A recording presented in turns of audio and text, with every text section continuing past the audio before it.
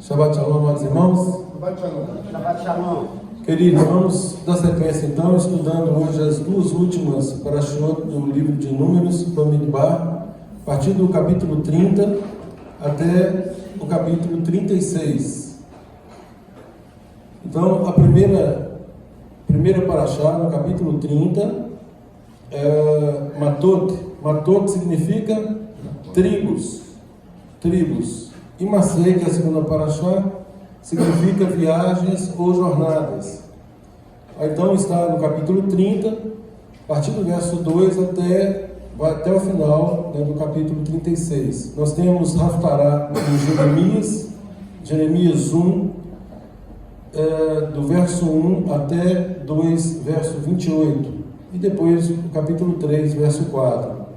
Temos referência na Brit Hadashah em Filipenses, capítulo 3, versos 12 a 16, e em Tiago, capítulo 4, versos 1 a 12. Tá? Então, vamos começar aqui a leitura do capítulo 30 e vamos perpassar por esses capítulos, né, nos pontos mais relevantes. Falou Moisés aos cabeças das tribos dos filhos de Israel, dizendo: esta é a palavra que Adonai ordenou. Quando um homem, e logo aqui, gente, esse homem aqui não é no sentido de gênero, tá? Homem aqui, homem mesmo, porque tem a especificação da mulher. Então tem a questão do voto do homem e tem o voto da mulher. Então, neste caso, quando um homem fizer voto a Adonai ou juramento para obrigar-se a alguma abstinência, não violará a sua palavra, segundo tudo o que prometeu fará. Quando uma mulher fizer voto a Adonai ou se obrigar a alguma abstinência, estando em casa de seu pai, na sua mocidade, seu pai, sabendo do voto e da abstinência que ela se obrigou, calar-se para com ela, todos os seus votos serão válidos. Terá de observar toda a abstinência que se obrigou. Mas se o pai, no dia em que tal souber, o desaprovar, não será válido nenhum dos votos dela, nem lhe será preciso observar a abstinência que se obrigou. E Adonai lhe perdoará, porque o pai dela a isso se opôs.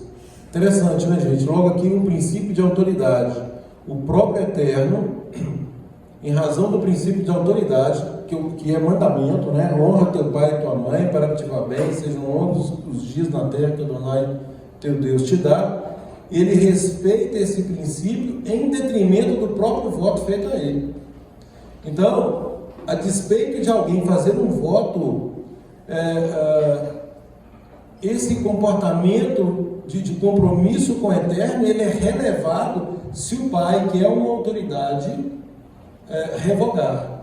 Então vale muito mais aí a autoridade do pai do que o voto feito. E não se trata, neste caso, conforme alguns podem pensar, mas nesse caso não é algo para o Eterno. Não, isso é um voto, isso é um compromisso feito com o Eterno por conta de algo muito subjetivo.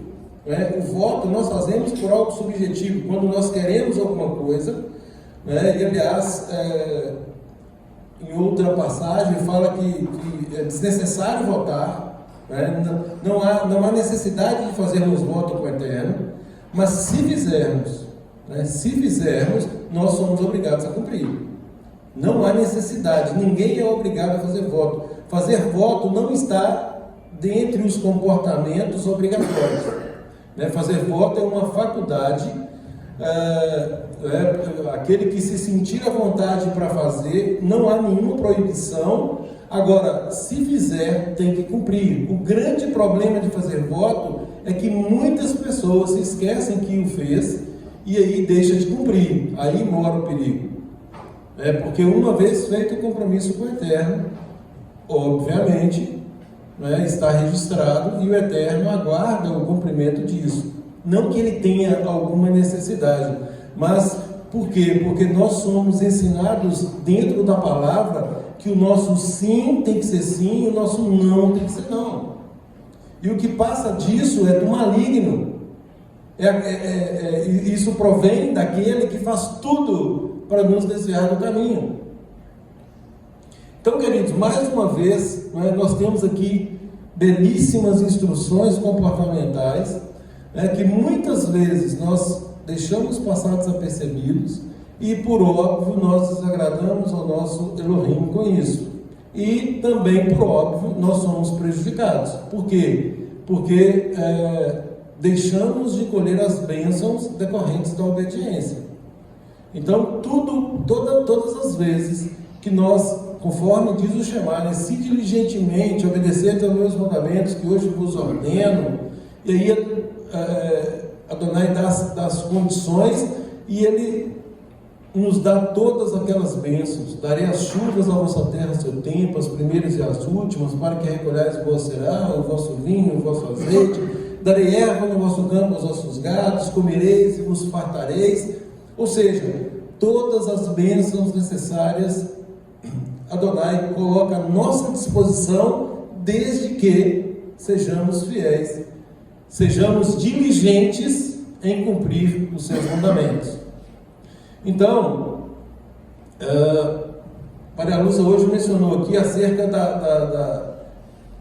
da beleza de servir ao Eterno, porque nós somos os maiores privilegiados com esse serviço, né? Nós colhemos as bênçãos de tudo o que fazemos para o Eterno, e todas as vezes que nos dispomos a fazer a vontade dEle, né, nós podemos ter a certeza de que nós seremos atingidos pelas bênçãos, né? E muitas vezes, queridos, nós ficamos aflitos, né? Aqui falando de mim mesmo, né? Eu fico aflito quando eu percebo que alguém está tendo certa dificuldade em determinada área, exatamente porque o desejo do meu coração é como um pai com um filho, né? É de que o filho colha aquilo que eu estou colhendo, que vivencie aquilo que eu estou vivendo, que se relacione da forma como eu me relaciono. Então, esse é o desejo do nosso coração, que possamos todos, né, a um só propósito, com um só propósito, integrarmos o corpo, esse corpo maravilhoso que o Eterno nos deixou à disposição, dentro, lógico, do contexto de Israel, né, fazendo parte do corpo do Mashiach, do corpo de Yeshua, né, e aí nós encontramos nas próprias Escrituras, sobretudo aí na Brit Halachá, a forma de funcionamento desse corpo, né, um modo pelo qual nós atingimos aí a excelência de comportamento dentro desse corpo. Então, o que nós temos que fazer? Tomar muito cuidado com as nossas palavras, tomar muito cuidado com os nossos votos, né, com aquilo que sai da nossa boca, né, muito cuidado, né, porque tudo que sai da nossa boca provoca uma transformação no mundo material, no mundo espiritual. E aí, gente, isso vale para tudo. Isso vale tanto para conselhos, ensinos, mas vale também para murmurações, vale para reclamações, vale para lashon hará, né? Ou seja, tudo tem consequência. Obviamente, tudo que é direcionado para o bem, consequências boas. E tudo aquilo que destoa da palavra do Eterno, nós colheremos consequências ruins, né? Não tem como sair fora disso, né? Essa é a forma que Adonai nos ensina a sermos fiéis. Isso é emuná, gente. Emuná não é uma fé abstrata. Emuná, quando fala de fé, é que nós temos que ter fé. Fé não é abstração. Fé é relacionamento, fé é confiança, fé é fidelidade. Mais uma vez, né, enfatiza a nossa fidelidade para com o Eterno, porque com relação ao Eterno, nós não temos que nos preocupar com aquilo que já está registrado na palavra dele. Aquilo que ele prometeu, certamente ele vai cumprir. O condicionante aí é para nós, né? É quando obedecemos, se obedecermos, se diligentemente obedecermos, aí sim nós colhemos todos os bênçãos. Então nós começamos aqui no estudo da Parashá Matot, né, falando aqui de votos, aquilo que a nossa boca profere, né? Então, proferiu, fez o voto, mais uma vez, não há necessidade de fazer, porque o comportamento com o Eterno é um comportamento natural, é um comportamento de obediência e de colheita de bênçãos. Esse é um comportamento natural. Agora, se no relacionamento sentirmos necessidade de fazer um voto, não há problema em fazer. Mais uma vez, só para enfatizar, não há nenhuma vedação em fazer, pelo contrário. O que a palavra determina é que, se fizer, atente para o voto que foi feito.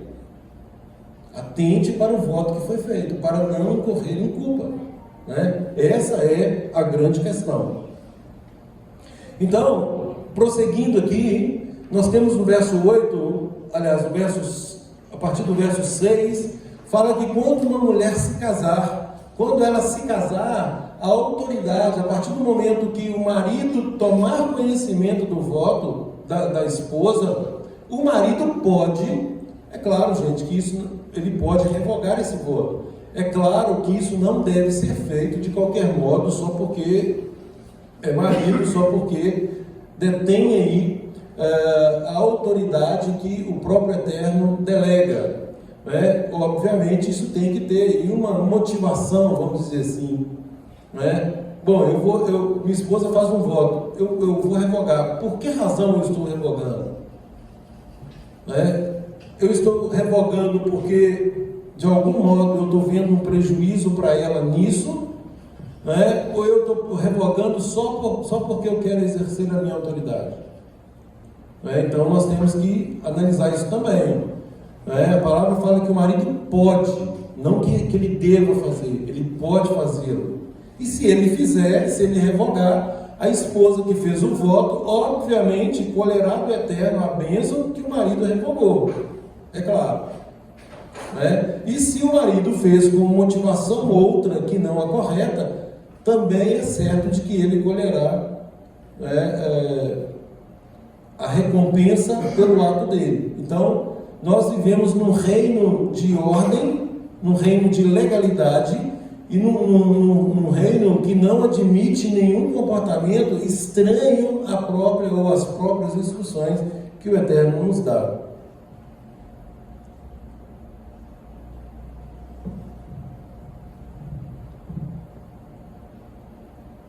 Verso 12 conclui esse assunto, né? Porém, se o marido lhes anulou no dia em que o soube, mais uma vez, gente, no dia em que o souber.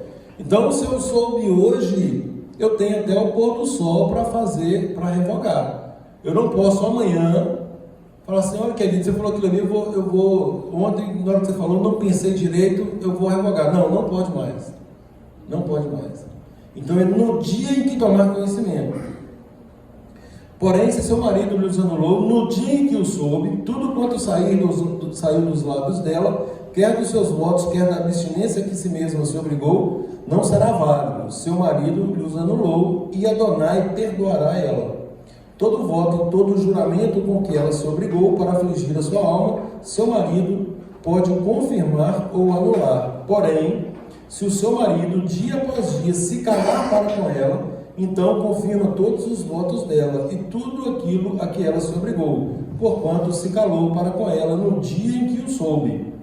Porém, se lhes anular, depois de os ter ouvido, responderá pela obrigação dela. São esses os estatutos que Adonai ordenou a Moisés entre marido e sua mulher, entre pai e filha, moça, se ela estiver na casa de seu pai. Tá? Então, esses votos, gente, eles vêm do hebraico nedarim, que significa aí voto ou promessa, né? E juramentos é shevuot em hebraico, juramentos, né? Então é esse comportamento relacional de cada um, né, para com o Eterno, fazendo promessa, fazendo um voto ou fazendo um juramento. Então, muito cuidado, né, em relação a isso aí, para cumprir, né, para que efetivamente nós sejamos abençoados por dar cumprimento àquilo que sai da nossa boca. Lembrando Deuteronômio 23, o que saiu dos teus lábios guardarás e cumprirás, tal como voluntariamente votaste a Adonai teu Deus, declarando-o pela tua boca, né? Pela tua boca. Interessante que, estudando, né, essa paraxá, os rabinos falam o seguinte, que quando nós fazemos um voto, né, um juramento, nós nos comprometemos com algo muito maior do que nós, muito maior. É aquilo que eu falei, nós temos que ter muito cuidado, porque é muito fácil de nos esquecermos, né? O nosso mundo agora é parte de um mundo maior por meio daquilo a que nos comprometemos. Pois não. Essa paraxá me faz pensar na seriedade do voto do casamento. Quando você faz um voto perante Deus, de ser fiel até a morte, é um voto muito sério, né? Entra ali, né? Voltar atrás do voto, né? É muito sério. Essa paraxá nos leva a pensar nisso. O casamento é mais sério ainda porque é uma aliança. E quebrar a aliança com o Eterno é mais sério. É muito mais sério, é muito mais sério. É um assunto que requer todo o respeito e uma análise extremamente aprofundada, sobretudo conhecendo, né, detalhadamente desde a origem como que era e o que efetivamente vem a ser divórcio aos olhos da palavra, né? Porque o grande problema é quando fazemos interpretação do divórcio à luz da legislação pátria. Né? Nós não temos compromisso com essa legislação em termos de análise escriturística. Né? É claro que nós cumprimos a legislação do nosso país. O que eu estou dizendo é que para interpretarmos a vontade de Adonai, nós temos por base a Torá, a instrução dele, e não a legislação civil. Então, assim, de fato é um assunto que requer aí uma análise aí extremamente aprofundada. Os estudiosos, gente, falam o seguinte, que se nós não mantivermos a nossa palavra, né, nós nos tornamos profanos e vazios. Né? Certamente alguém já se deparou com outro alguém que não é cumpridor da sua palavra. Né? E aí como que nós olhamos para essa pessoa? Desprezo. Né? Essa pessoa ela não tem compromisso. Né? Ela fala e não cumpre. Então, eu sempre gosto de enfatizar isso, gente, principalmente quando nós envolvemos outras pessoas, principalmente se tiver criança envolvida, né? Sempre falei isso lá em casa, cuidado com promessas que nós fazemos para as crianças, porque as crianças não esquecem, e nós muitas vezes esquecemos. E aí a criança cria uma expectativa. Eu falo isso por mim, eu tive uma experiência quando eu era menino, o meu padrinho me prometeu uma coisa que ele nunca cumpriu. Nunca cumpriu. Depois de adulta que eu fui falar isso com ele, ele falou, rapaz, você devia ter me falado. E era uma coisa boba, né? Mas é assim, a criança ela não esquece. E muitas vezes nossos pais, ou tios, ou primos, enfim, né? Ou amigos, né? Nós prometemos algo para as crianças, ou para uma criança, e nós nos esquecemos daquilo. E ela cresce com um pensamento ruim a nosso respeito, né? A respeito de quem fez aquela promessa, porque fez uma promessa para ela e não cumpriu. Então é só um exemplo, gente, porque na verdade como servos do Eterno, né, nós devemos, a palavra fala que aquilo que falamos está temperado com sal. O que é temperado com sal?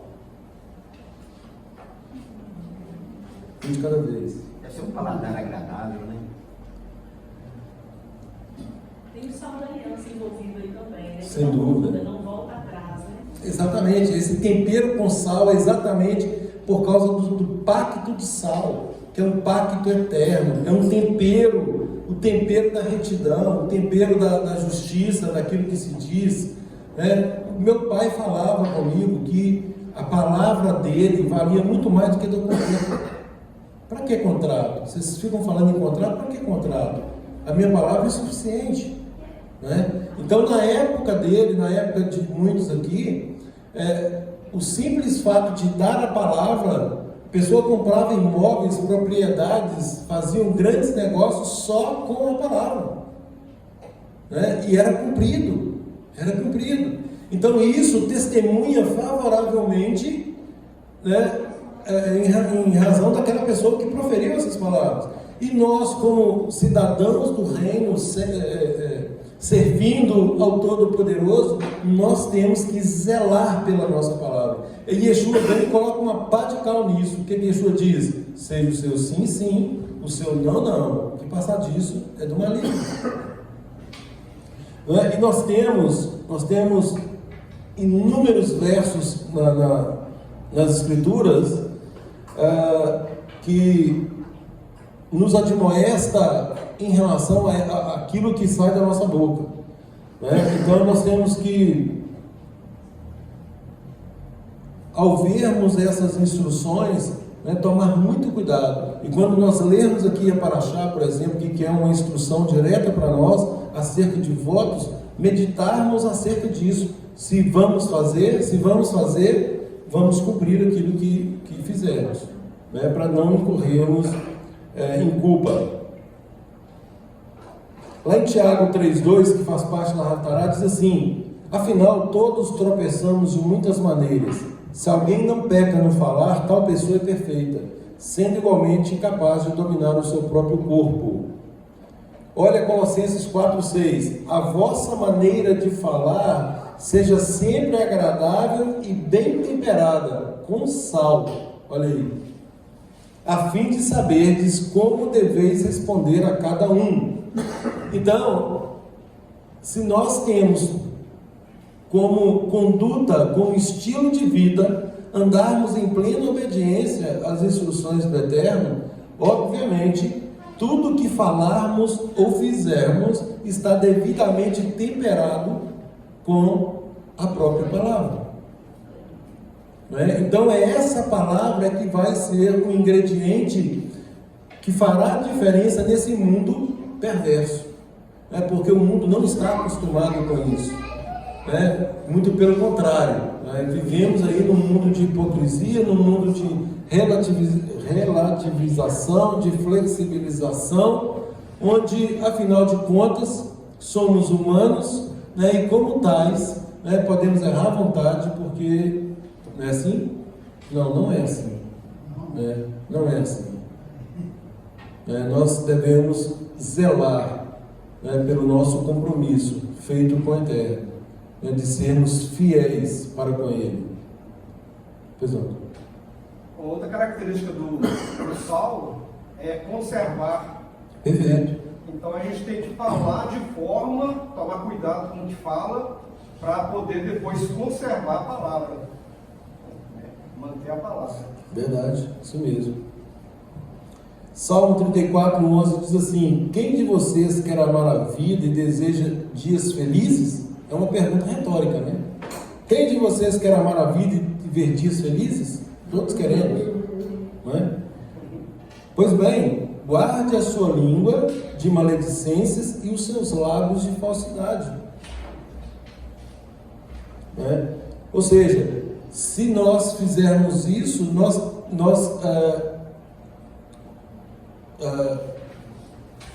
colheremos uma paz interior decorrente da conexão, de uma coerência daquilo que fazemos e daquilo que falamos.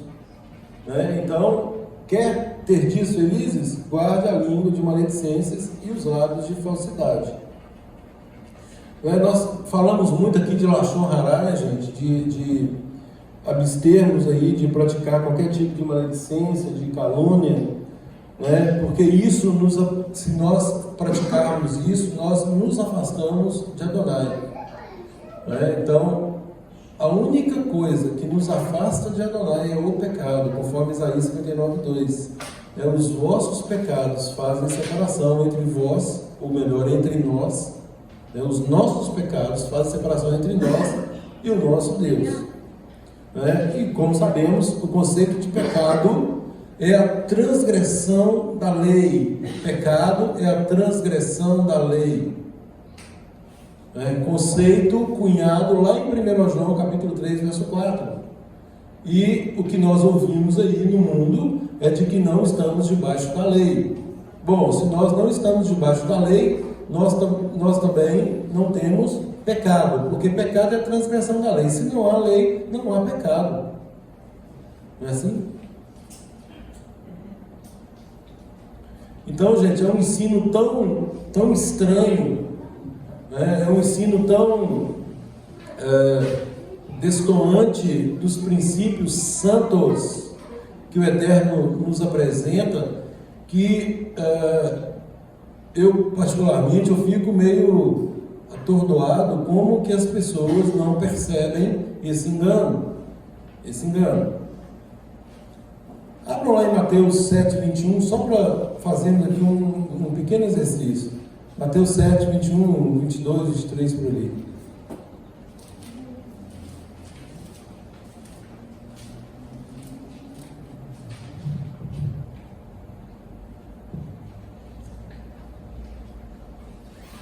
Daquele dentro daquele que Isso. Isso. Mateus 7:21 fala assim: nem todo o que me diz Adon, Adon, Senhor, Senhor, né? Lembrando, gente, Yeshua é Adon, ele é Senhor. O Eterno, o Pai, é Adonai, é o grande Senhor. Tá? Então, nas traduções, ficou tudo Senhor, colocou Yeshua e o Pai no mesmo patamar. E, aliás, muito mais do que isso, né? Fizeram do Filho o próprio Deus, numa confusão de tradução e indução por conta de um concílio católico, lá no ano 325, que é o concílio de Nicéia. Então, tomar muito cuidado. Essa Bíblia aqui, por exemplo, ó, João Ferreira de Almeida, no prefácio dela está escrito, da própria editora, em todos os lugares que estava escrito Yud Rei Vav Rei, que é Adonai, o Pai, presta atenção. Nessa Bíblia eu tenho aqui registrado, falando que em todos os lugares onde estava escrito Yud Rei Vav Rei, o Pai foi substituído por Senhor. Foi substituído por Senhor. E no caso de Yeshua, que é Senhor, e a tradução do grego é Kyrios, né? E esse Senhor, Kyrios, na verdade é Adon, não é um tratamento respeitoso de qualquer Senhor, pode ser um Senhor da sociedade, né? Senhor com Senhor ficou equiparado, e aí eles colocam, não fazem nenhuma distinção quando é um e quando é outro. Tá? Neste caso aqui, voltando então ao texto, nem todo que me diz Senhor, Senhor, é no sentido de senhorio, de Kyrios, né, de respeito para com Yeshua, enquanto filho de Adonai. Aquele que morreu sim no madeiro por nós, verteu o sangue por nós. A única forma que nós temos de sermos justificados é por meio desse sacrifício do nosso Senhor, do nosso Adon, Yeshua. Então, nem todo que me diz Senhor, Senhor, entrará no reino dos céus, mas aquele que faz a minha vontade. Ah, bom, então não é a vontade dele. Entendeu, gente? Para muitos é a vontade dele, enquanto ele disse assim: a minha vontade consiste em fazer a vontade do meu Pai. A minha comida consiste em fazer o que o Pai me mandou fazer. Nem ele próprio tinha vontade. Então, quando nós falamos, queridos, sobre a questão da nossa vontade, é nesse contexto. É nesse contexto. Quando eu digo que eu não tenho vontade, eu não estou me autoanulando. Nada disso. Eu estou dizendo que a minha vontade só será uma vontade legítima se ela estiver de acordo com a vontade do Pai. Porque se não bater, eu tenho uma vontade aqui agora de ir embora, por exemplo. Opa, essa vontade bate com a vontade do Pai? Óbvio que não. Então a minha vontade vai prevalecer? De forma alguma. Então, eu submeto a minha vontade à vontade do Pai. Se as duas casarem, perfeito, essa é a vontade que prevalece.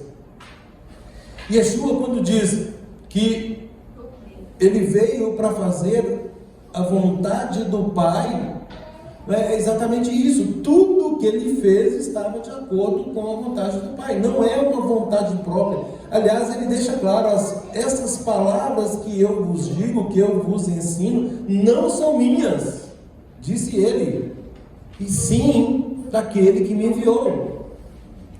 Ou seja, um pouco antes aqui ele diz: não penseis que vim revogar a Torá ou os profetas. Eu não vim para revogar, eu vim para tornar pleno, para cumprir. E ele estabelece um fenômeno natural: até que os céus e a terra passem, nada passará da lei até que tudo se cumpra. Eu fico pensando o seguinte: se eu ouço isso de alguém, se alguém fala comigo assim, eu estou lá ouvindo esse discurso de Yeshua. Bom, Yeshua acabou de dizer que ele não veio para revogar a lei nem os profetas, ele veio para cumprir. E aí ele fala: enquanto houver céus, enquanto houver terra, nada vai passar da lei até que tudo se cumpra. E logo depois alguém fala assim: a Yeshua anulou a lei. Mas peraí, ele acabou de falar que não anulou. Ele acabou de dizer ali que enquanto tiver céus e terra, isso é condição. O céu está ali, a terra está aqui. Ué, então tem uma coisa errada. Só que as pessoas, de um modo geral, parece que elas estão cegas ou surdas, porque não ouvem, não conseguem ler isso aqui e compreender, e não conseguem ouvir quando alguém assim declara. Então Yeshua diz: mas apenas aqueles, somente aqueles que fazem a vontade de meu Pai que está nos céus. E aí prossegue o texto: muitos naquele dia hão de dizer-me: Senhor, Senhor, porventura não temos nós profetizado em teu nome, usando o nome dele para tentar convalidar algo contrário à vontade do Pai? Nós profetizamos em teu nome, no teu nome nós expelimos demônio, em teu nome fizemos muitos milagres. Então lhes direi explicitamente: nunca, nunca vos conheci. Apartai-vos de mim, os que praticam a iniquidade. Aqui 2 detalhes. Primeiro, esse verbo praticar no hebraico é trabalhar. Iniquidade no hebraico é anomia, contra a Torá, contra a lei. Então, numa tradução mais correta seria: apartai-vos de mim, vocês que trabalham contra a Torá. Esse trabalhar aqui no sentido de se envolver com afinco, ao invés de fazer o que é certo, fazer exatamente contra, trabalhar exatamente contra. Alguma semelhança com o que está acontecendo aí fora? Porque o que nós estamos vendo e ouvindo são pessoas trabalhando contra a Torá. Essa semana mesmo aí, não sei se vocês acompanharam lá no Facebook da sinagoga, alguém escrachou lá falando que Yeshua já anulou tudo e que nós deveríamos nos preocupar com isso e não falar de lei. Ou seja, esse tipo de gente está trabalhando contra a Torá, contra a instrução do Pai. Nós temos que vigiar para nós não fazermos isso, nós que já estamos no caminho também. E contra Yeshua também. Lógico. Yeshua, o papel de Yeshua, o sacrifício de Yeshua tem uma finalidade muito específica, gente. Primeira coisa, por que ele se submeteu ao sacrifício? Para nos proporcionar a reconciliação com o Pai. Para nos proporcionar a reconciliação com o Pai. Agora, para nos reconciliar com o Pai, isso requer o quê? Que nós sejamos justificados, porque nós somos pecadores. Sem uma justificação, nós não temos como fazer a reconciliação. Então ele vem e nos justifica. Eu já expliquei isso aqui. A justificação é muito maior do que o perdão. A justificação, presta atenção, A justificação é muito maior do que o perdão. Por quê? Porque a justificação nos habilita naquele momento, no presente, aliás, nos habilita por tudo que aconteceu no passado, ou seja, nós somos justificados, perdoados de tudo que fizemos, Legaliza, né? nos justifica no presente, naquele momento, e o que é melhor ainda, nos justifica para o futuro. Baruch Hashem. E aí João vem e fala assim: filhinhos, essas pérolas que eu vos escrevo é para que vocês não pequem, não pequem. Todavia, eu conheço vocês, eu sou como vocês, a natureza, a minha carne, de fato, ela pende para o pecado. Quando pecarmos, porque vamos pecar, gente. Infelizmente, é óbvio que nós temos que trabalhar muito contra isso, mas vai acontecer. E quando acontecer de forma acidental, aí sim nós temos o quê? Um crédito na nossa conta por meio do nosso advogado. Esse advogado já deixou um crédito lá para nós. Ou seja, pagou os nossos débitos passados, pagou a nossa conta atual e depositou ainda um crédito na nossa conta. Nós temos lá $1 milhão de saldo. Né? Quisera que cada um de nós usasse só um dólar, né? Desse crédito, mas está lá. Quando acontecer, ou nem usasse mais, exatamente. É um dinheiro que está igual seguro, né? A gente faz para não usar. Está ali. Está ali. É o sangue dele depositado ali. Né? Para quando nós pecarmos, ele está intercedendo por nós. Opa, eu já paguei por ele. Ele já está justificado. Isso é justificação, é muito mais do que perdão. Perdão é um ato e pronto. Justificação não, olha, você vê, pega lá atrás, pega agora e pega na frente. Agora, obviamente, gente, esse saldo para o futuro é para aqueles que estão na caminhada. Não é para os que não têm compromisso. É para aqueles que efetivamente se comprometeram nesse processo de reconciliação. Eu quero me reconciliar. Eu quero fazer parte da família. Né? Eu quero fazer parte da família. Então, agora sim, então eu vou usar desse saldo que está lá para mim, porque eu me enxerto na família. Eu gosto de lembrar uma situação que é a seguinte: a gente aprende muitas vezes no Evangelho da Graça, no ensino da graça, como se fosse um crédito para ir lá pecar o que ele quiser. O cara quer ir lá, trair a mulher, aí eu tenho um saldo, vou lá trair e volto, o cara quer fazer não sei o quê, Então, lembrando que a Torá apresenta 3 pecados gravíssimos, né?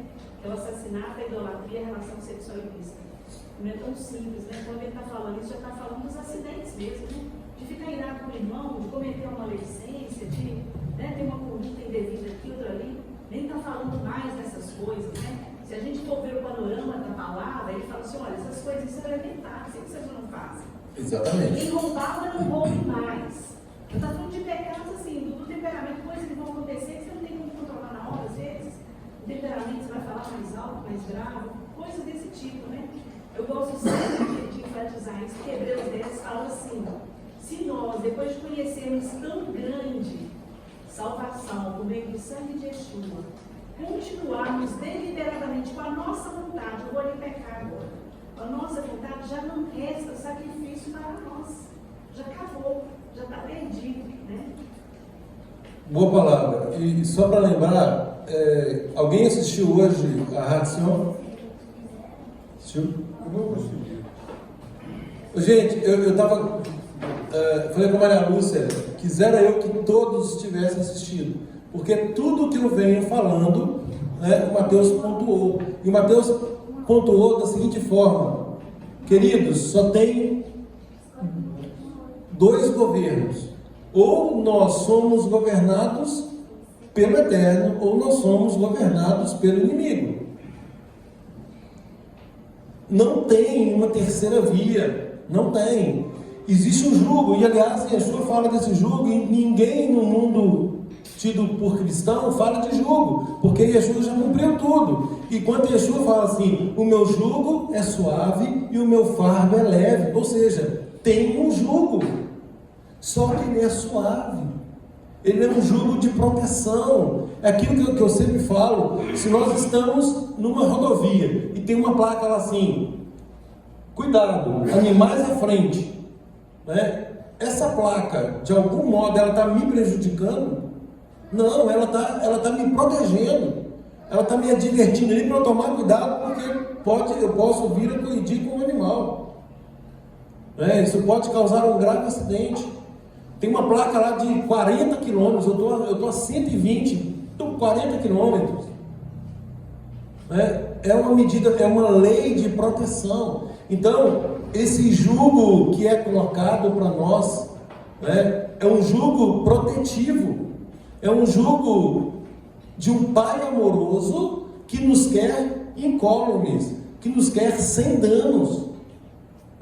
Ele quer que nós nos apresentemos lá na frente sem danos, conseguimos passar por esse lamaçal inteiro, por essas intempéries e chegar lá na frente sem sofrer danos.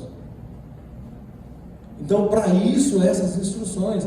E se nós não, assim como falei agora da vontade, se nós não negarmos a nossa vontade, nesse aspecto, no sentido de alinharmos essa vontade, a vontade do Pai, nós estamos sendo governados pela carne, ou pelo nosso inimigo, pela nossa Yetzirah.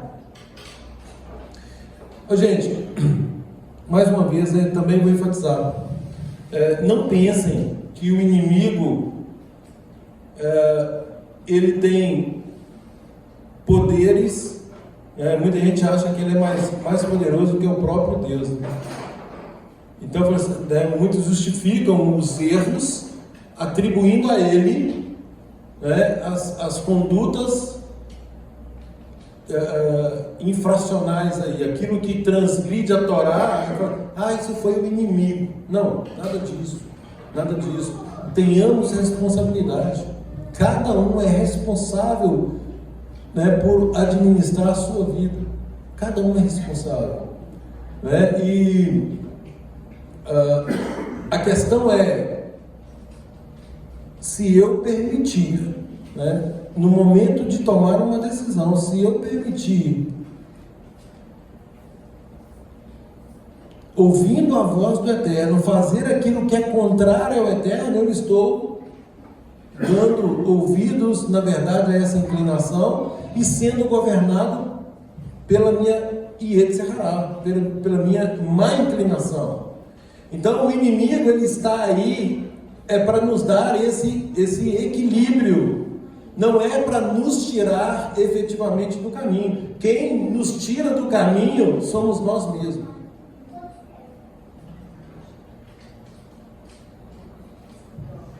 Somos nós, gente. Para isso o Eterno nos abençoa, Ele nos dá aí o livre arbítrio, no sentido de escolhermos. Gente, está aqui a bênção e a maldição. Ele não diz assim: estou colocando diante de vocês a bênção e a maldição. Escolha a bênção. E muitos escolhem o contrário. Então, quando escolhe o contrário, ele está sendo governado, se deixando governar pela sua própria vontade, não se submetendo à vontade do Pai. Obviamente, ele está contra o Pai. Não estando a favor do Pai, ele dá vazão ao governo contrário. Então, queridos, atentemos, porque ou nós estamos com Adonai, ou nós estamos nos enganando, servindo ao príncipe deste mundo, ao antinomista, ao que diz que não há mais lei, você é livre, faça o que quiser, Eu até fiz uma anotação aqui. No direito penal atual tem um crime que ele se chama prevaricação. Ferreira com certeza já ouviu falar. Prevaricação. O que é prevaricação? Conceito legal. Conceito legal é retardar ou deixar de praticar indevidamente ato de ofício ou praticá-lo contra expressa disposição de lei, para satisfazer interesse ou sentimento pessoal. Isso para mim é quase que um conceito de pecado, né? Isso para mim é um conceito de pecado. Eu estou pecando para satisfazer interesse ou sentimento pessoal. Eu estou pecando, quando eu peco, eu estou dizendo que a minha vontade é muito mais forte do que a vontade de Deus.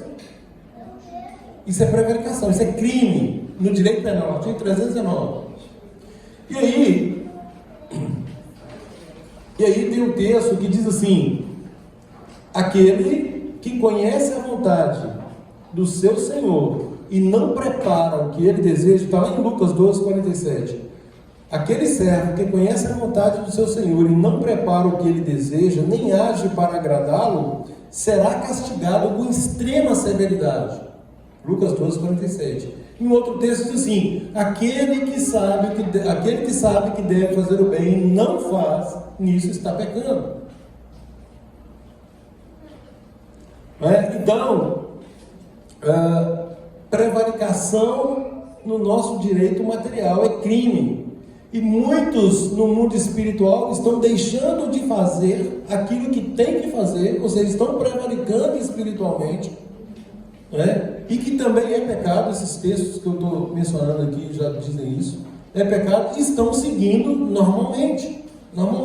E aí quando olham voltemos agora lá para Números, quando olham para esses preceitos da Torá, no sentido de fazer votos, que o pai pode anular o voto da filha, ou o marido da esposa, olha para isso aqui e fala o quê? Gente, isso aqui é lei. Nós não estamos mais submissos a isso.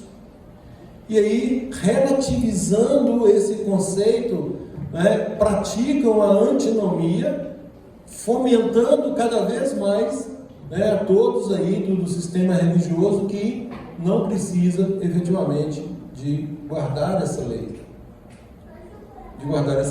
E aí, isso resulta nessa balbúrdia que aí está. Pessoas que não dão a mínima para governos, autoridades, normas, levam a vida do jeito que querem. Aliás, todos já ouviram falar da nova era, e a nova era é exatamente isso, é uma situação social onde cada um faz a sua própria vontade, não tem regras. Seja anárquico, seja contrário, rebele-se. A palavra de ordem é rebelar-se. Até ele tomar o trono, na hora que ele tomar, todo mundo vai fazer seu jeito. Exatamente. Fechar as portas aí. Queridos, capítulo 31, nós temos aqui a vitória sobre os midianitas.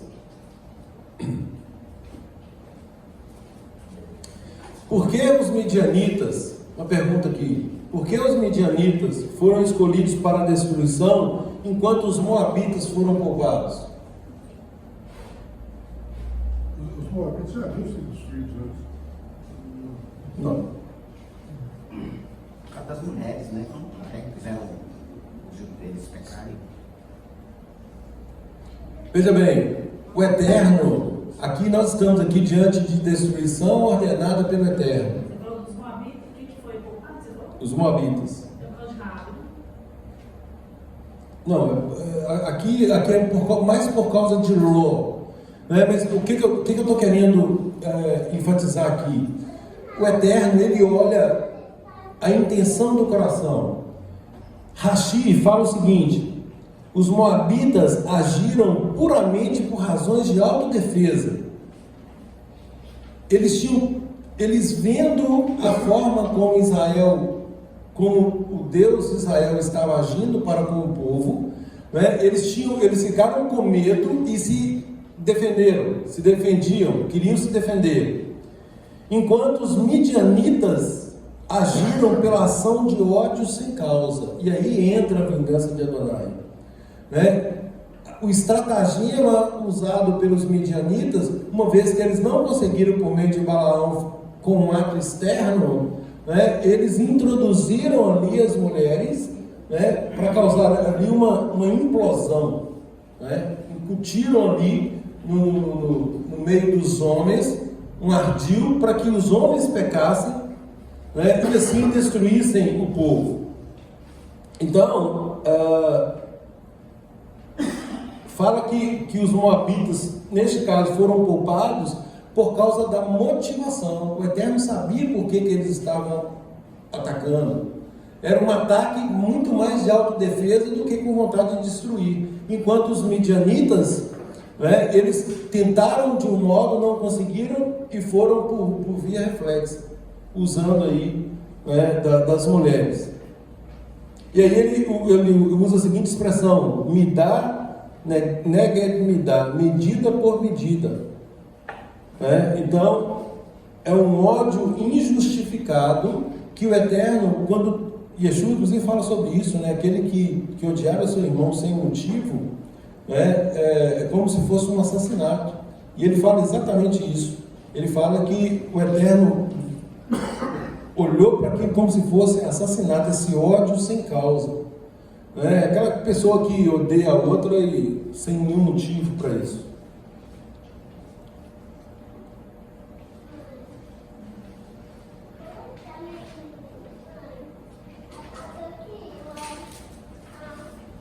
Então, no capítulo 31, disse Adonai a Moshe: vinga os filhos de Israel dos midianitas, depois será recolhido ao teu povo.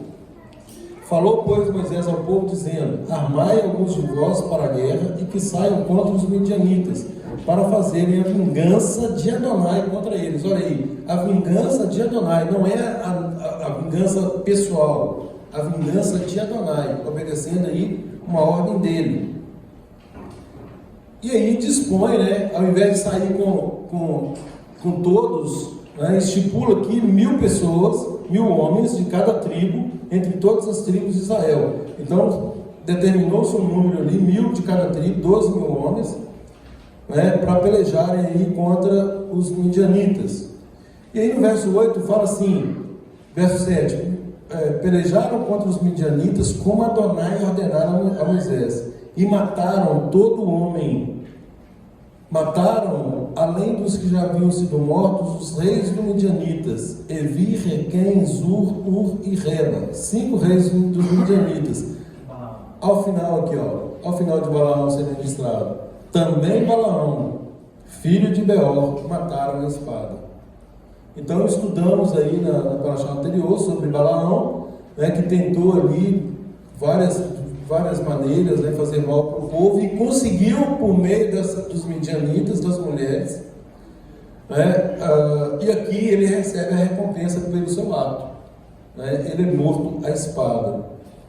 Olha o verso 9: porém os filhos de Israel levaram presas as mulheres dos midianitas e as suas crianças, também levaram todos os seus animais, todo o seu gado. A questão dos despojos aí era normal, era praxe e autorizado.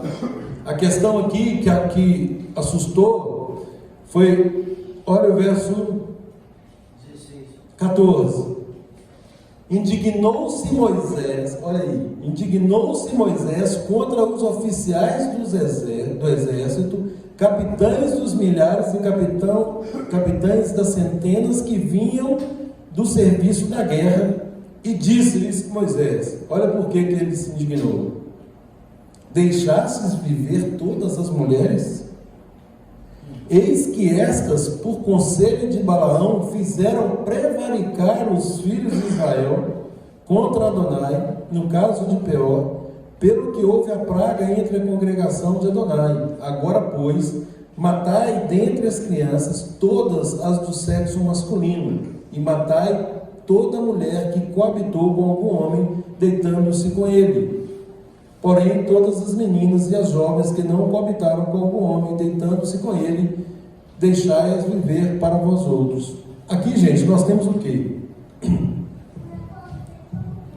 Se lermos esse texto aí fora, né, o que a gente ouve muito? Nossa, o Deus do Velho Testamento é muito cruel. Não é? Como se fosse outro Como se tivesse dois deuses, exatamente. A gente tipo assim, que Jesus não quer isso. Jesus oferece o outro lado da face. Como se fosse outro Deus e não um filho de Deus. Agora, é triste, né? Porque nós temos uma história, toda uma história, um suporte histórico, cultural por trás. Histórico, legal, cultural. E é óbvio que eu estou falando aqui de legalidade. O que for cultura dá para abstrair, mas o que é lei, o que é legal, não tem como abstrair. Né? Nós temos tudo isso por trás, uma história de princípio, meio e fim. E aí a pessoa pega aquela coisa assim, eu peguei o bonde no meio do caminho, né? Entrou no bonde e está achando que está indo para algum lugar e começa a opinar para que lugar que está indo e a forma como tem que ir para esse lugar. Não, mas aí tem os passageiros que estão desde o princípio, não, joga esses passageiros fora aqui porque isso aqui é coisa lá de trás, eles não podem ir conosco até lá na frente. Ou seja, faz uma bagunça com isso, né? E aí fala assim, mas espera aí, ele ordenou que matasse as crianças do sexo masculino? Por quê? Por quê, gente? Um de cada vez. Vamos, gente, vocês não estão estudando a Torá, não? Essa raça já estava contaminada. Isso. Gente, é isso mesmo. O Eterno já tinha dado a ordem para exterminar esse povo. Esse povo fez com que o Eterno enviasse uma praga para o povo de Israel, onde 24.000 pessoas foram mortas. Se não fosse, estudamos em semana passada, se não fosse a atuação rápida e eficaz de Pinhas, né, poderia ter dizimado toda a população de Israel, toda a nação de Israel, todo o povo de Israel. Graças à intervenção dele, que fez justiça, e o ato dele imputado como justiça, fez cessar a praga. Então o Eterno agora dá uma ordem para dizimar esse povo. E quando fala para matar as crianças aqui, gente, o objetivo era evitar, perpetuar essa raça. Então era para ter matado, já era para ter matado. Isso, quando foi para a guerra, já era para ter matado. Não matou, agora matem. Os meninos, por que os meninos? Porque os meninos, obviamente, teriam cópula com as meninas e depois eles continuariam. Obviamente. Então, e aqui ele manda matar todas as mulheres que tiveram contato com o homem, porque elas é que participaram da rebelião. Elas é que estimularam lá os homens, né, para pecarem naquele bacanal lá.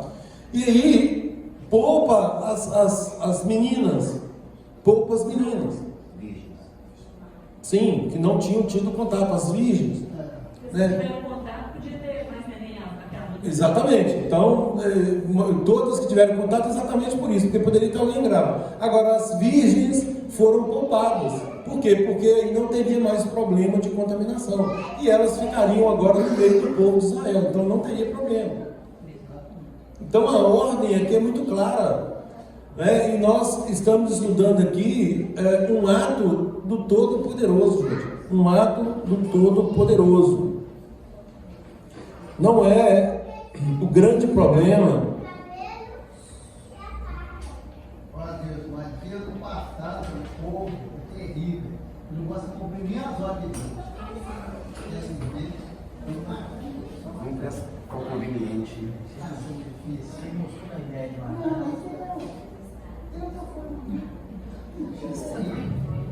Poxa, eu estou lendo aqui, Números 25. Quando Israel estava morando em Sitim, o povo começou a cometer imoralidade sexual com as filhas de Moabe. Aqui é Moabita. Moabita é o povo de Balaque. Aí quando vem cá para frente aqui, Midianitas. no 6, mas naquele instante um dos israelitas trouxe para o meio de seus irmãos uma midianita diante dos olhos de Moisés. Exatamente. Aí é que entrou Pinhas. Exatamente. Midian é o povo Balaão. deram feiticeiro. Isso, são descendentes de Quetura, de Abraão com Quetura, os Sim, midianitas. Né? Mas o que eu tô querendo, onde que eu tô querendo chegar é o seguinte: Balaão, que foi o mentor Sim, dessa. junto com Balaque.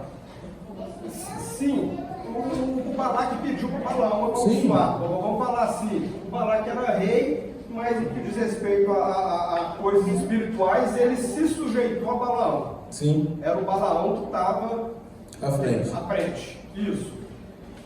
Entendimento meu, pode ser que eu estou equivocado. Eu entendo que Balaão já orientava os midianitas ao pecado, à feitiçaria. Claro. Já era um povo que estava muito mais avançado do que Moabe nessas práticas. Por causa disso que, né, igual eu falei, Moabe pegou a carona aí com o Midian, com os midianitas. Né? E igual eu falei, o Balaão, que foi o grande mentor dessa catástrofe aí para o povo de Israel. Por causa disso que eu entendo assim, que o juízo contra Midian foi muito mais rigoroso que contra Moab. Sim, sem dúvida. Não traduz muito o ensino cristão, né? Que é paz e amor. Então vai chegar um tempo que o ímpio será exterminado. Tudo isso volta a acontecer, né? Exatamente. Era a punição. Eu fiz uma anotação aí sobre isso, tá vendo? Eu acho que a aliança é Salmo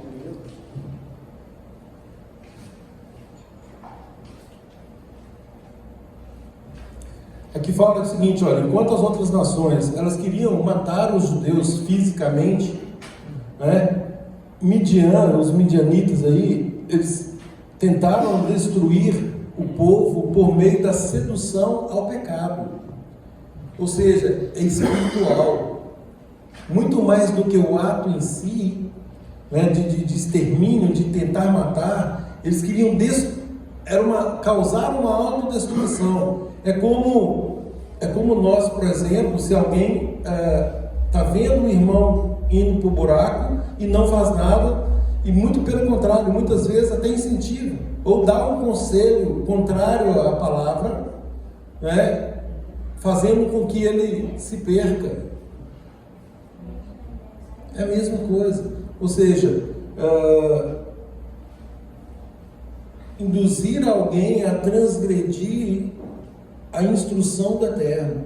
É uma morte eterna, né? É como se É exatamente isso, porque isso contribui para a morte eterna da pessoa. E o Eterno, ele traz o quê? Ele não quer que ninguém se perca. E ele nos coloca como atalaias no sentido para que nós desviemos as pessoas dessa morte eterna. Então, o que a palavra diz em vários textos? Se você vir o seu irmão pecar, né, vá até ele, tal. Ou então, se você vir o seu irmão pecar, e se você convencê-lo a ele voltar para o caminho, né, você salvou ele. E isso, você vai ter galardão por isso. Né? Agora, se você tentou e não conseguiu, o sangue dele não vai ser cobrado. Agora, se você viu e não fez nada, o sangue dele vai ser depositado na sua conta. Olha aí. Então, gente, essa é a responsabilidade do reino. É extremamente sério. É o que Mateus falou hoje. Esse é o governo. Nós estamos debaixo dessas normas. Nós vamos querer estar debaixo delas, ou nós vamos entrar nesse oba-oba aí de que não tem mais nada e deixa a vida me levar, né? Deixa a vida me levar. criar as nossas próprias normas, né? Exatamente. E, gente, nós somos tão ruins, a nossa natureza é tão ruim, que nós criamos as próprias normas nos valendo de princípios da palavra.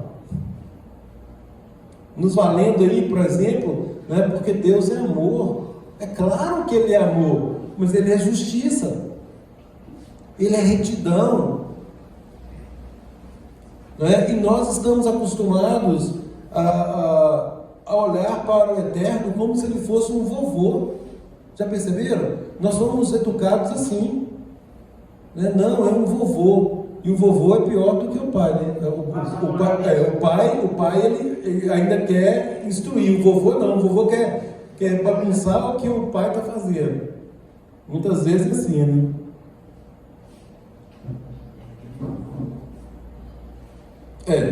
Felizmente não são todos. Vovô é bom, não, né? Queridos, aí o texto segue aí com o tratamento, né? O tratamento em relação aí à cacherização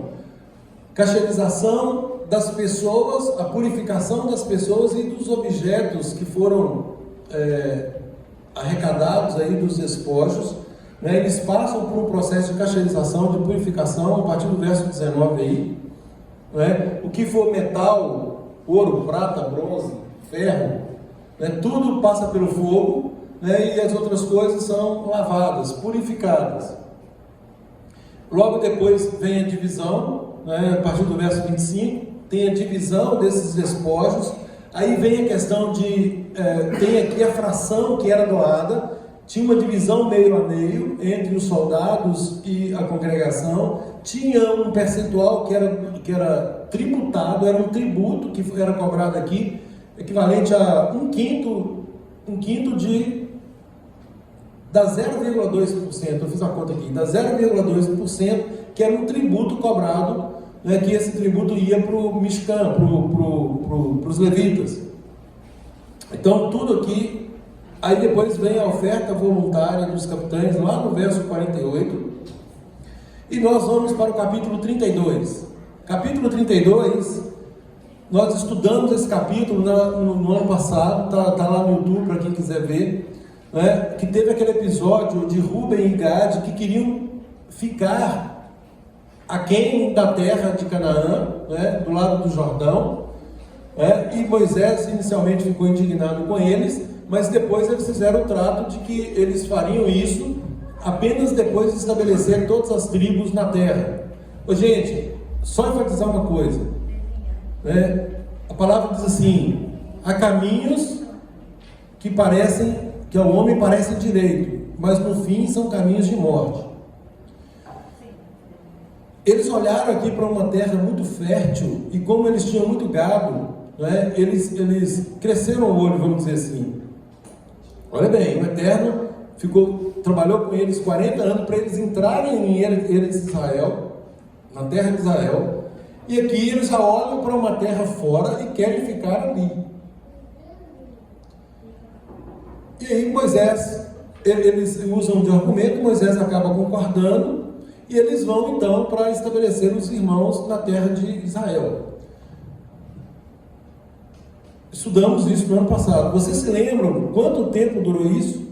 Quanto tempo Rúben e Gade, o que eles fizeram? Eles fizeram umas cabanas, deixaram os animais, as esposas, as famílias, e eles entraram junto com o povo para desalojar. Aliás, desalojar não.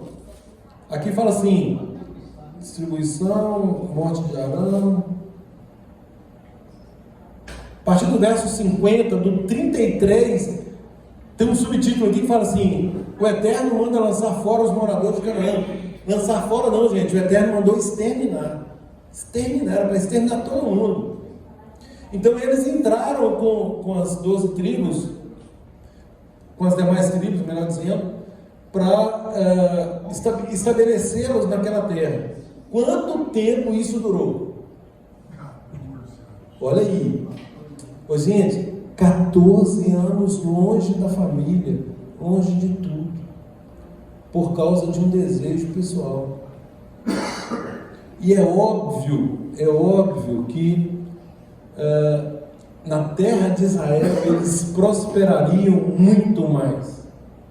O Eterno jamais prometeria essa terra, os levaria para lá para que eles tivessem qualquer tipo de privação.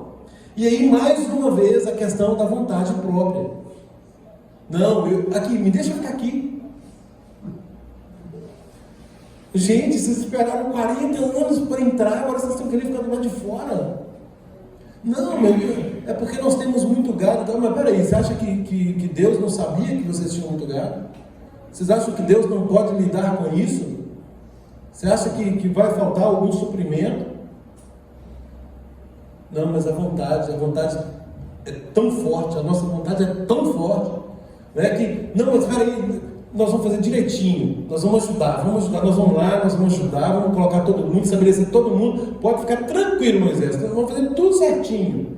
Não, mas essa não é a vontade de Deus, a vontade de Deus é que vocês venham conosco. Não, mas,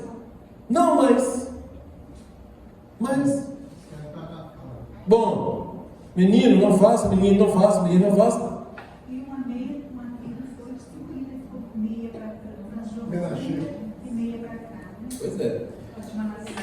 Então, gente, mais uma vez, é a vontade de Adonai que é boa, perfeita e agradável. A nossa nunca vai chegar nem aos pés do que Ele tem para nós. E o grande problema é esse, é que nós queremos driblar isso. É insano pensar nessas coisas. Isso é insano. A palavra diz, faça isso. Ah, mas... Ele já fala, os meus pensamentos são maiores que os seus, os meus planos superiores. E essas são as minhas festas, santas convocações. A primeira delas, o Shabat. Ah, mas deixa eu folgar na sexta-feira? Deixa eu folgar no domingo? Afinal de contas, o que o Eterno quer, na verdade, é que nós descansemos. Será? Entendeu? Então, assim, sempre impondo a vontade, sempre querendo dar um jeitinho para algo que está estabelecido, né? Nós sabemos, gente, todos nós sabemos, o povo de Deus, mundo afora, né, sabe das bênçãos do Shabat. Por exemplo, eu só estou dando um exemplo. É o exemplo mais fácil de ser cumprido, é a guarda do Shabat. E quem guarda o Shabat da forma como o Eterno determina, colhe bênçãos sem medidas. Sem medidas, né? E nós aqui, principalmente a minha casa, né, eu posso testemunhar isso, né, a não mais poder, né, porque desde 2007 nós guardamos o Shabat e a cada vez, né, melhorando mais, aperfeiçoando mais, né, e gozando aí dos favores de Deus. Baruch Hashem por isso. Então, nós temos que deixar a nossa vontade de lado. Tá? Aqui eles fizeram isso, demoraram 14 anos. Olha o que eles perderam. Eu fico pensando, né? Se eu tivesse um filho pequenininho ali, Josley, com 2 crianças pequenas, imagina ficar 14 anos longe desses meninos. Entendeu? Já são adultos, já são homens. E aí, perdeu tudo. Agora, a que preço? Tanto que foram os primeiros tribos a sofrer dizimados. Todos esses detalhes nós estudamos no ano passado, exatamente, foram muitos prejuízos em decorrência disso. Né? Sem contar a instabilidade que gerou entre as tribos, gerou ali uma instabilidade, gerou ali uma divisão, uma presunção de um culto estranho, né, que acabou gerando uma certa confusão também. Então, assim, é muita coisa, gente. Quando nós saímos fora do eixo de Adonai, nós colhemos muitas consequências. E ainda que Ele nos perdoe, igual certamente perdoou aqui, né, Ele não nos livra das consequências. E aqui foram muitas.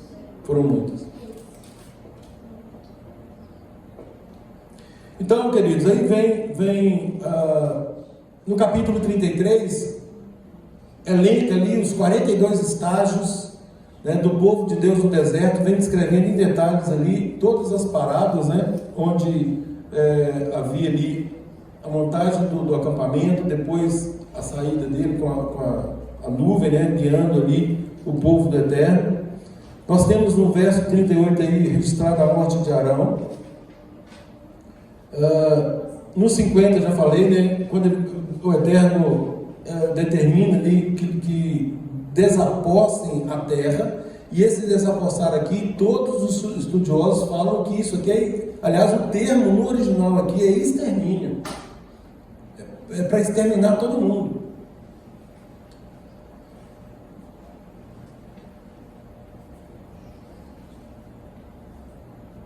No 34, também a divisão da terra, né? Fala ali do sorteio, né? No capítulo 35, a cidade dos levitas, né? Dentre as cidades dos levitas, vem as cidades refúgio. Quantas? 48 no total. 42 mais... Isso, 6. Então, 42 cidades para os levitas, mais 6 cidades refúgio. Não é? 6 cidades refúgio. Cidades refúgio, todos sabem, não é para os casos de homicídio culposo, homicídio sem intenção. Quando alguém matasse uma pessoa sem intenção, né, para que ela não fosse morta pelos parentes, amigos, etc. Então, eles poderiam se dirigir a uma dessas cidades refúgio. Tá bom? Então, é homicídio culposo, homicídio sem intenção. Lembrando que homicídio com intenção, homicídio intencional é doloso. Sem a família, ia sozinho para morrer. Se fosse casado, ia sozinho sem a família. Aqui não fala não. Não, eu omisso nisso aí. Mas eu creio que ele poderia dar filho. Era por muito tempo. Era até a morte do sacerdote. E lá no final, queridos, no capítulo 36, nós arrematamos aqui no capítulo 36 com um casamento, ali falando daquelas filhas de Zelofeade que haviam herdado a terra, né? E aí vem falando sobre como que ficaria aí a questão de quem casasse com elas. E aí foi determinado que o casamento, que elas poderiam se casar dentro da própria tribo, no caso da tribo de Manassés. Tá? Então elas poderiam casar para que a herança ficasse dentro da própria tribo.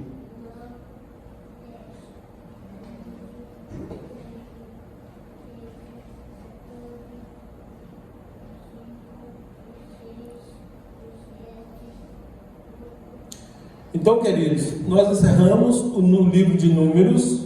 Encerramos o livro de Números. Toda vez que nós encerramos um livro, nós falamos o quê, mano? Razak, Benit, Razek. Amém.